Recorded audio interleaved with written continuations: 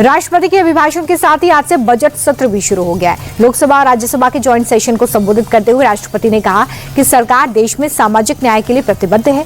सरकार भ्रष्टाचार घोटालों से निपटने में सफल रही है। अभिभाषण के दौरान राष्ट्रपति की तरफ से जी राम जी कानून का भी जिक्र हुआ।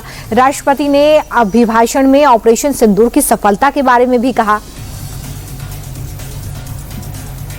राष्ट्रपति के अभिभाषण के दौरान विकसित भारत जी राम जी बिल का जिक्र आते ही विपक्ष भड़क गया। विपक्षी सांसद हंगामा और नारेबाजी करने लगे। विपक्ष के हंगामे पर संसदीय कार्य मंत्री किरण रिजिजू ने नाराजगी जाहिर की।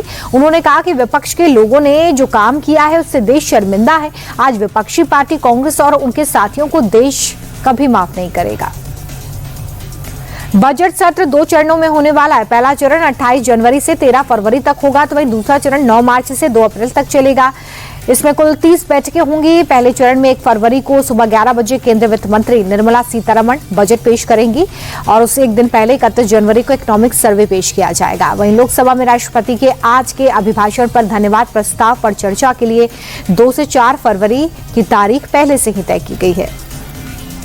यूपी के संभल में इलाहाबाद हाईकोर्ट के आदेश के बाद जिला प्रशासन ने एक कॉलोनी के भीतर बने मंदिर को शिफ्ट कर दूसरी जगह स्थानांतरित कर दिया है। मामला चंदौसी के ग्रीन कॉलोनी का है, जहां पर एसडीएम आशुतोष तिवारी और नायब तहसीलदार ने पुलिस बल के साथ मौके पर पहुंचकर कोर्ट के आदेश का पालन कराया। प्रशासन ने जेसीबी मशीन की मदद से नए स्थान पर मंदिर की नींव खुदवाई, जबकि पुराने स्थल से मूर्तियों को विधिवत निकालकर शिफ्ट किया। शंकराचार्य स्वामी अविमुक्तेश्वरानंद ने प्रयागराज माघ मेला छोड़ दिया है। उन्होंने कहा कि मन इतना ज्यादा दुखी है कि बिना स्नान किए ही प्रयाग से लौटना पड़ रहा है।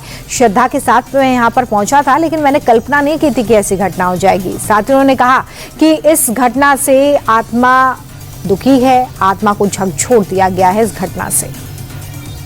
स्वामी अविमुक्तेश्वरानंद के विवाद पर यूपी की सियासत भी गरमाई हुई है। इस विवाद की शुरुआत 18 जनवरी को हुई थी, जब माघ मेले में स्नान के लिए अविमुक्तेश्वरानंद की पालकी को पुलिस ने रोका था।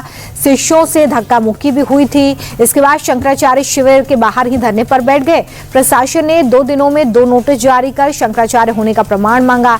सीएम योगी के कालनेमी वाले बयान के बाद ये विवाद और ज्यादा गहरा हो गया।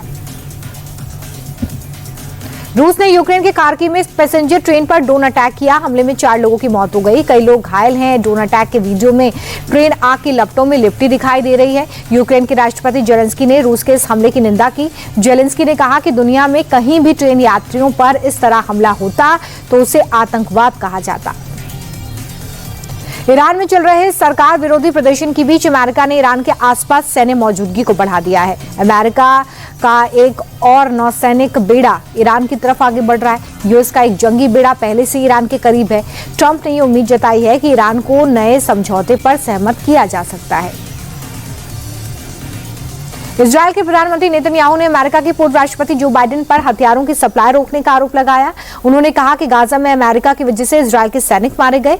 साथ ही इजरायली राष्ट्रपति का कहना है कि विदेशी सैन्य सहायता पर निर्भरता कम करने के लिए इजरायल एक मजबूत और घरेलू हथियार इंडस्ट्री बनाएगा।